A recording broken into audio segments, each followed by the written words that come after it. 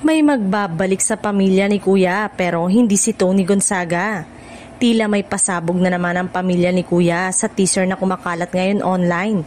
Ipinahiwatig na may isang pamilyar na muka ang magbabalik sa programa, ngunit agad na nilinaw ng source na hindi si Tony Gonzaga. Marami tuloy ang napaisip at napakomento kung sino ang tinutukoy na magbabalik sa tahanan ni Kuya. Ayon sa impormasyon mula sa isang source na hindi galing sa ABS-CBN, nakatakdang ibunyag sa mga susunod na araw ang personalidad na muling magiging bahagi ng show.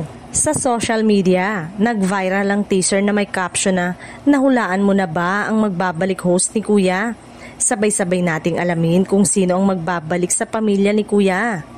Dahil dito, naglabasan agad ang mga espekulasyon ng netizen. Ilan ay nagsasabing maaaring isa sa mga dating host tulad ni Mariel Rodriguez, Willie Revillame o kaya naman si Tony pero Soriano na. May ilan ding nagsasabing baka naman bagong muka mula sa TV5 o kapamilya stars na kasalukuyang aktibo sa ibang proyekto.